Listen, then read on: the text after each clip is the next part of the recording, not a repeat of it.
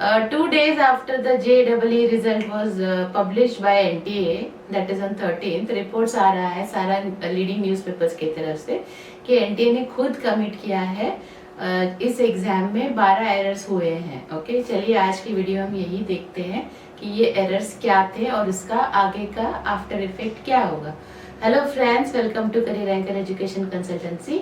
आज हम जानने वाले हैं JEE मेंस 2025 में हुए एरर्स के बारे में। जैसे कि हम जानते हैं JEE is a very prestigious exam and it is the only gateway to all the IITs of India।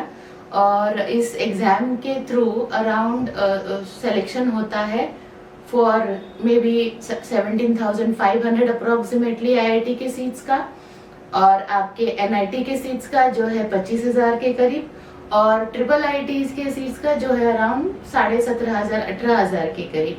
ये एग्जाम हुआ था जनवरी एंड में in around 304 cities across the country and also 15 centers were there outside of the country even।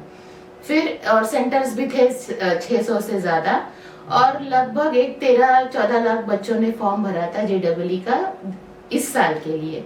और ये जो trend है ये around हर साल 10-12 लाख से ऊपर का ही रहता है। This is for first session. अभी सेकेंड सेशन होगा, उसमें और बच्चे होंगे। सो हम लोग ये मानते हैं कि चलो 15 लाख तक बच्चा हर साल JEE एग्जाम देता है, और ये एग्जाम में अगर कोई गलती हो जाता है तो it is a huge mental trauma for the students as well as the parents, because ये 2 साल से ये लोग पढ़ के कभी कभी तो गैप लेके 2 साल से ज्यादा भी पढ़ाई करते हैं। पहले तो देखते हैं कि एरर्स थी क्या। सबसे पहली चीज, फिजिक्स का जो सिलेबस था वो बहुत सारे क्वेश्चंस आउट ऑफ सिलेबस भी थे। केमिस्ट्री में भी लगभग वही इशू हुआ था। जैसे कि आपका कार्नोज लॉ, जो कई सालों से जिसके बारे में कोई क्वेश्चंस आए नहीं थे, सडनली इस साल वो पेपर में अपीयर हो गए। फिर आपका न्यूटन्स लॉ ऑफ कूलिंग, उसके भी क्वेश्चंस 2 साल से कभी आए नहीं थे, एलिमिनेट किया गया था सिलेबस से, लेकिन इस बार वो भी क्वेश्चंस आए। बट ऑल दीज कंसिडरिंग, ये सारे जो मिस्टेक्स थे ये NTA ने पहले ही माने थे, और उन्होंने फिजिक्स का जो टोटल नंबर ऑफ क्वेश्चंस था उसको 90 से 75 पे लाया था to equalise the effect. Apart from that mathematics के कुछ ऐसे क्वेश्चंस थे जिसका कोई सॉल्यूशन ही नहीं था।